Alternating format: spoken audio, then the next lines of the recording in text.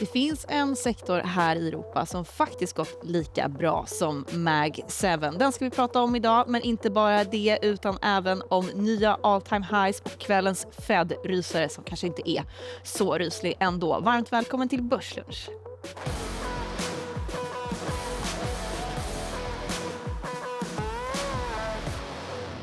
Och så blir det Verisure och noteringssnack också. 17 september i kalendern. Här är gäster i studion i form av Anders Preselius förstås på Tellus och sedan Naib Fransson, makrostrateg på Skandia. Blir Fed en rysare och blir det en marknadsflyttare tror du idag? Det tror jag inte. Mycket är ju inprisat. Det är ju inprisat att de ska återuppta den här räntesänkningscykeln och sänka med 25 punkter. Pytteliten sannolikhet för 50 punkter, men nej, jag tror inte det. Det är 25 punkter som gäller. Vi återkommer till Fed. Vi såg också igår på konferensen. Vi sände live från en hälsovårdskonferens i Paretos regi igår. Du var där och lyssnade. Några intryck eller spaningar att dela? En intressant konferens. Det är ju en sektor som har utvecklats svagt. Jag tror att det finns många intressanta bolag att titta lite närmare på. Borde kunna fungera i en miljö som vi har haft och kanske gå in i en lite mer osäker period. Vilken drömstart. Ja, vilken drömstart. Så att vi river av helt enkelt dagens nyheter så vi kan återgå till att prata med våra gäster. Vi har fått flera besked från bolag om investeringar i samband med att Trump åker till Storbritannien. Amerikanska techbolag som ska investera i Storbritannien och brittiska läkemedelsbolaget GSK som ska investera i USA. Har ni någon Trump på resa till Storbritannien spaning?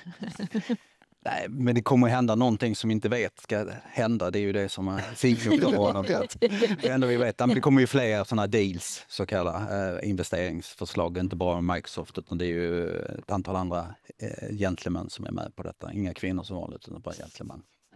Visst var Storbritannien först ut med ett handelsavtal också med USA? Det stämmer. Och det stressar ju Europa. Ja, de fick väl bäst villkor också om vi ser till procentsatser. Spelar det någon roll om vi får avtalssedan? Det känns som att han kan ändra sig och liksom skriva upp på allt som han bestämmer. Allting känns ju väldigt oförutsägbart. Och hittills är det egentligen bara 2 länder som faktiskt har skrivit avtal. Resten är ju bara muntliga överenskommelser. Och trots det så är det ju ingen som vågar hoppas på att det som man kommer överens om med Trump att det håller sig. För det kan ju ändras från en dag till en annan. Så det är väldigt oförutsägbart skulle jag säga.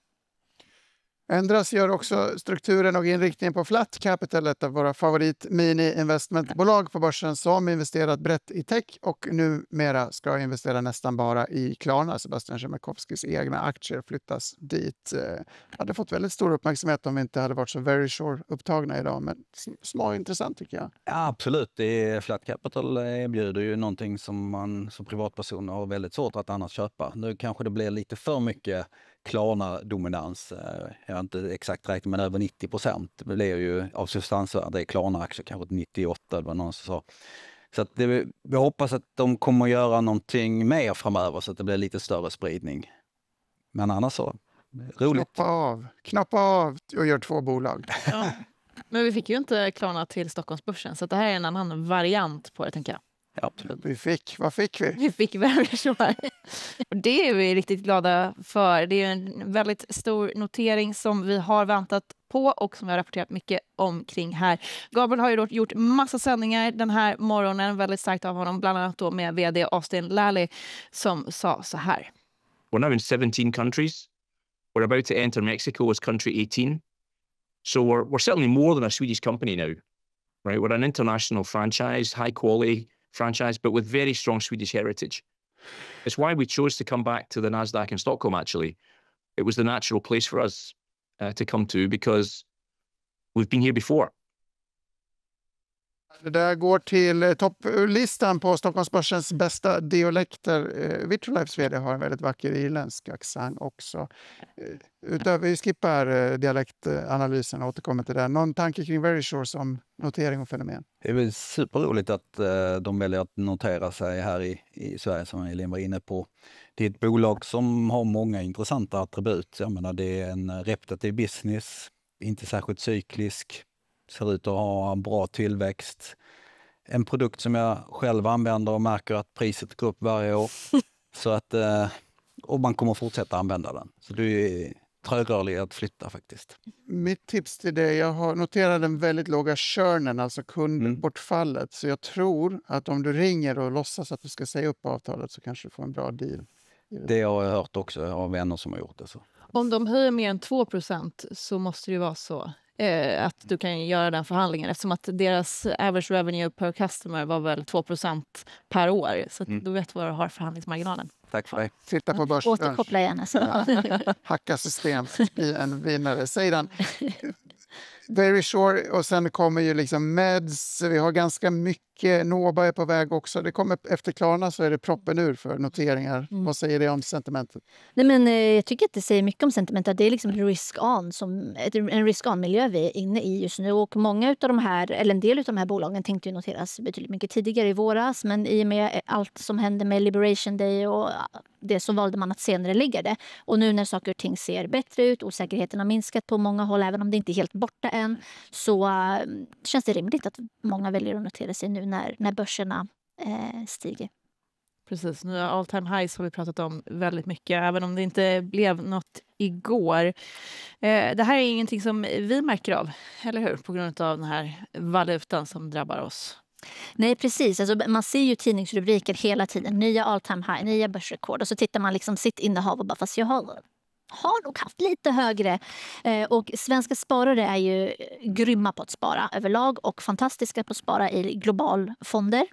Och nu när kronan har stärkts kraftigt, faktiskt närmare 18% mot dollarn, så ser inte vi på samma sätt de här uppgångarna, utan det dämpar ju avkastningen på våra utländska tillgångar i våra portföljer. Jag tänker att vi ska gå vidare och prata med alldeles strax. Men jag hade en till bild som var lite rolig på då riskaptitstemat. Det är Tesla och Berkshire Hathaway, där Tesla har väl gått om Berkshire i börsvärde. Jag gillar den här bilden för det väldigt liksom visar på resan med Tesla är ju en berg- och dalbana, medan vi har en fin bara uppförsbacke i Berkshire. Ja, den är ju spännande. Det visar, tycker jag, att riskaptiten är tillbaks på bra nivå. Samtidigt som vi ser att guldet är på all time high. Så det är ju lite olika signaler vi får här, men det här är roligt och det är inte en självkörande bil den där gaten. Det är Berkshire i alla fall. 13 aktieägare på Avanza som äger den här dyra A-aktien som kostar. Jag tror det var 19. Var det 19? Ja, grattis. 19. 7 miljoner aktien. Svenska aktier, knappt 1% av ett världsindex. Borde man ha mer svenska aktier, vi globala älskare? Ja, men det tycker jag. 1% i ett globalt index, alltså det är ju ingenting. Och sen har du en kroneffekt eller en valutaeffekt emot dig. Så alltså jag tycker att som svensk sparare bör man ha betydligt mer svenska aktier i sin portfölj. Och det har vi fått svar på hittills i år. Att de som har haft väldigt mycket Sverige-exponering, de portföljerna har klarat sig betydligt mycket bättre och haft en fin avkastning. Borde vi ha det särskilt nu med tanke på det och då valutan som vi sett, att vi borde fortsätta köpa och kanske till och med allokera om då till mer svenska aktier? Ja, men jag tänker det. Om man tittar på prognoser för dollarn till exempel, eller kronan mot dollarn, så tänker man sig att den svenska kronan kommer fortsätta stärkas mot dollarn. Även om jag tror att den största rörelsen redan har skett, så tror man att det finns fortfarande lite kvar att hämta. Så att utav den anledningen, valutaeffekten, så tycker jag att det är rimligt. Men generellt sett, oavsett valutaeffekten, så bör man ha betydligt mer svenska aktier än 1%. Vi har ju fina, stabila bolag. Liksom. $1 är nere på 9,25 nu. Nu har jag börjat titta här varje morgon. Vi har ett par grafer som illustrerar det, säger han. Sa precis, nämligen hur den billiga dollarn är kul för mig som tycker om att åka till New York. Där ser vi den eurosek och dollarsek på nya lägre nivåer. Men det har också påverkat avkastningen i globalfonder eller i världsindex. Jag tyckte det var kul när man tittar på den här från då januari 2022 att det ser ändå hyfsat bra ut fram tills liksom i år när då dollarn börjar försvagas. Precis, och här ser vi också tydligt här på slutet, gapet blir ju större, och så ser man också att den lila grafen, att vi är ju inte på all time highs i svenska kronor, absolut i lokalvaluta men inte i svenska kronor, så det är en bit kvar där, och det har ju faktiskt gått sidledes här sedan i somras ungefär. Vi har en till tidsrymd på samma tema. Några reflektioner från dig? När det gäller allokering så tycker jag det är viktigt att kolla var EPS-tillväxten finns. Och när man tittar på Europa i inledningen av det här året så förväntar vi oss en vinsttillväxt i år. Den är inte infriad. I Sverige trodde vi också det, men dollarn har tagit bort mycket av det. Men USA fortsätter att leverera plus 10. Och det är därför då Mag7 och den typen av bolag har gått väldigt bra sen egentligen Liberation Day. För att de har levererat och vi har kanske inte justerat ner estimaten, men det har gjort i Sverige. Men 10% någonting sånt. Så det är också en förklaring, men det är också indirekt valutan. Och det är intressant att notera att vi pratar om valutan nu när den går emot oss. Och det gör ju bolagen också. Så att det kommer gå. Men jag delar uppfattningen att jag tror att dollarn kommer fortsätta försvagas. Medvinden njuter vi bara av. Motvinden så måste vi förklara. Ja, man vill alltid ha en ursäkt. Det är intressant att AI är liksom en ficka utav evig tillväxt och tilltro på något sätt. Elin antydde att vi skulle snacka om en annan bransch som hade gått lika starkt som de hetaste tech-aktierna. Lite oväntat så är liksom Europeisk bank. Ja, någonting som är så tråkigt och förutsägbart går så pass starkt. Jag valde att ta fram de här 2 graferna. Det är då Europeisk bank i den vita, va? Exakt. Och den vänstra visar då på 1 års sikt och den andra på 5 års sikt. Och där kan vi konstatera att Europeisk bank är upp drygt 55%, exklusiva utdelningar på 5, 6, 7, 8% och lite återköp. Och Mag7 är upp faktiskt 40%, så det har gått väldigt bra. Tittar du då på 5 års sikt så är det egentligen ingen större skillnad mellan de här 2 sektorerna, förutom att bank har mer stabil uppgång. Och jag tror att det är 280 mot 245%. Och bank då 245, men där har du inte utdelningarna med. Så jag skulle säga att de har gått i princip lika bra. Och det tror jag inte många känner till faktiskt. Jag blev ju alldeles till när jag såg de här graferna och helt chockerad över... Jag visste att de hade gått upp väldigt mycket senaste året, men att det även på 5 år såg ut så här tyckte jag var helt... Jag förstod inte och kände att man har helt missat det, flyt under radarn. Men vad är det som har hänt i de här europeiska bankerna senaste åren då, som har lett till det här? Fler köpare än säljare. Nej, men skämt åsido, de har ju gått igenom ett stålbad, skulle jag säga. Deras balansräkningar för 5 år sedan, runt 2000, var ju rätt risiga på många ställen. Sen har de blivit hjälpta av ECB som har köpt tillbaka obligationer. Så att balansräkningar ser mycket bättre ut. De har börjat med sin digitaliseringstrend som vi har sett i Sverige under flera år. De har börjat adressera kontoren, rationalisera dem. Och dessutom har vi då viss konsolideringssnack som man kanske trodde skulle ske för 20 år sedan. Han har återupptagit. Så det är ju Unicred väl den som leder lite grann av den gamla killen från Goldman Sachs som är i det rodret här. Så det är väl de 4 faktorerna som har bidragit. Och sen ser vi då att lönsamheten har gått från en avkastning på eget kapital från 6-7 för 2000 till 13, 14, 15 någonting sånt. Det är klart att då ska värderingen upp och väldigt stabila vinster. Har du någon reflektion, säger den, antingen kring att banker har gått så starkt eller de här fickorna? Vi har banker, AI, Mag7 och kanske försvar som liksom driver vårt börsrally. Ja, men det är jätteintressant och man kan väl liksom... Det här hade jag också missat. Sen antar jag att de här graferna var i lokalvaluta också, eller? Det är euro. Ja, nej, det är från Bloomberg. Så det är väl, ja, men det är nog i lokalvaluta, precis. Inte svenska kronor. Nej, exakt. Men jätteintressant, verkligen. Jag är chockad också över Seidans. Alltså det är mycket chockerande grafer idag. Vi borde ha varnat tittarna i början att svenska kronan urholkar globalt sparande så kraftigt. Jag tycker det är spännande i avseendet då att är det en anledning till att den svenska konsumenten också inte kommit igång? Nej, men exakt, det skulle jag absolut säga. Att man ser ju att svensk ekonomi har ju inte kommit igång och man verkligen hoppades på att den svenska konjunkturen i år skulle ta fart. Vi har fått räntesänkningar, inflationen har kommit ner, reallöneökningar, allt sånt. Men trots det så väljer man att hålla väldigt, väldigt hårt i plånboken. Och jag tror att en anledning är att man ser att portföljen liksom inte har återhämtat sig i den utsträckning som man hade hoppats på. Och jag tror att jag har en bild på det om man tittar på barometerindikatorn. Man frågar hushållen, hur ser ni på er ekonomi? Det är någon form av framåtblickande indikator som Konjunkturinstitutet sammanställer. Och om man tittar på det här mikroindexet, man frågar hur ser du på din ekonomi, så är det fortfarande betydligt mycket lägre än normalläge, även om vi har sett en liten upptick där. Så att jag tror absolut att svenskar är hur grymma som helst på att spara, men man har inte sett återhämtningen där än. Så att man vågar inte riktigt gå ut och konsumera. Sen får vi se hur det blir med finanspolitiken. Vi har ju ett stort paket som har presenterats. Jättefascinerande. Det skulle kunna vara förklaringen då. Att trots räntesänkningar så kommer vi inte igång och det är valutan som sabbar. Ja, men jag tror det. Jag tror att man har varit bortskämd. Rikhetskänslan. Faktiskt. Ja. Man känner sig inte lika rik på sina amerikanska techaktier eller globala fonder liksom, som man har investerat. Bostadspriser som också inte går upp. Det också. Jag tror det är en faktor till som man vill lägga till, det är ju den internationella oron. Alltså, vi vet inte vad Trump gör, vi vet inte vad som händer med Ukraina-kriget, vi vet inte vad som händer i Gaza och så vidare. Men med de här förutsättningarna för privatpersoner så borde vi ha en bättre privatkonsumtion. Och vad är det som säger då att 2026 ska bli bättre?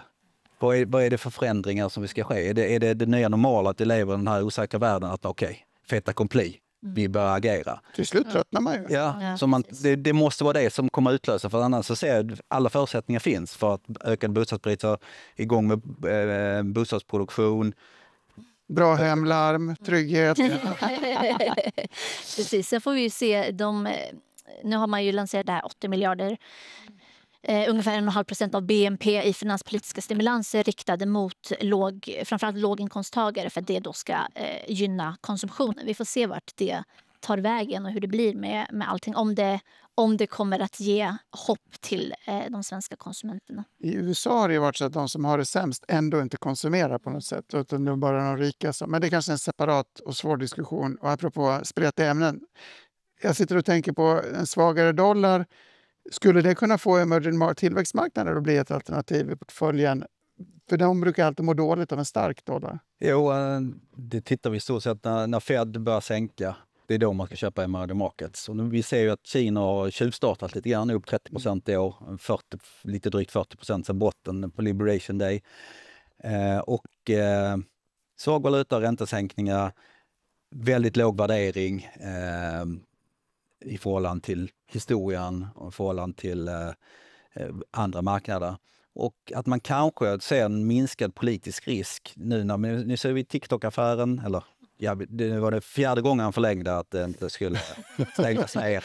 Men den går väl igenom nu förhoppningsvis. Nu är 80% amerikaner ska äga och staten ska ha en röst vid styrelsebordet. Ett slut på handelskriget eller när de kommer att röka fredspipa är bra för emerging markets, tror jag också. Jag tror det är relativt sett bättre för emerging markets och Kina än vad det är för USA. Framförallt borde inte de ha en politisk riskrabatt i tillväxtländerna när politisk risk har blivit så knasigt här i väst på något sätt.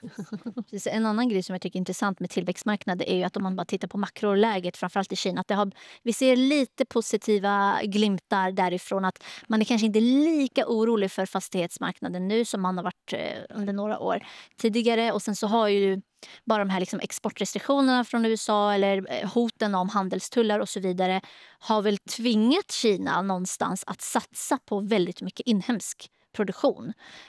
Och det har ju gynnat väldigt många olika sektorer. Då. Så att, ändå lite positivare signaler på makrofronten i Kina. Kul. Jag tänker att vi har väl 2 minuter kvar ungefär. Ska vi ägna dem åt Fed? Och vi skulle återkomma till det. Händer mycket där nu. Och vi ska återkomma till Fed ikväll. Ja. 19.55 drar vi igång extra sändning i 35 underbara minuter för den som verkligen vill frossa. Men som Seidan var inne på, inga överraskningar, 25 punkters sänkning, eller? Nej, det skulle vara en överraskning om inte sänkte. Jag tror det var 96-98% sannolikhet och de andra procentenheterna ligger på 50 punkter. Sen är det ju frågan vad händer framöver. Och där är det väl prisat nu 73 punkter fram till årsskiftet. Så är det 2 sänkningar till. Och sen är det rätt många sänkningar för 26. Det påminner lite grann om vi var när vi lämnade 2024. Om vi tittar, då var det 4 till 6 sänkningar. Det blir nu 3 kanske. Så att det är väldigt intressant att följa vad han säger i talet. Och han behöver vara åt det mjukare hållet. Sen kanske han har för mycket stolthet att bli det. För han kommer ju försvinna antagligen och hela Fed kommer bytas ut. Men vad han säger och dotplotten som vi pratar om, alltså inflationsförväntningar, den bilden de har, den ska ju komma ner lite grann. Så risken är fortfarande, har vi sett effekterna av tullarna på inflationen eller inte? Och jag är inte riktigt övertygad att vi har sett allt, men jag förväntar mig ändå att räntorna kommer ner, stimulerar börsen. Och nya all time highs föder nya all time highs. Säger den avslutande reflektion. Men jag håller helt med. Verkligen. Paul har ju varit väldigt tydlig med att han fokuserar framförallt på tillväxten nu snarare än inflationen. Även när vi har sett pyttelite effekter på inflationen från tullarna så känner de sig ändå ganska trygga med att det kommer vara övergående. Så att vi ser en svag arbetsmarknad och förväntningarna på dämpad tillväxt i USA. Och jag håller med om att vi kanske inte riktigt har sett effekten av tullarna än. Men 25 punkter är väl spikat idag, tror jag. Spännande. Mycket spännande. Fortsättning för er alltså 19.55 här på efn.se eller i appen. Och förstås Börsens igen 11.45 som vanligt imorgon. Vi ses igen då. Hej då!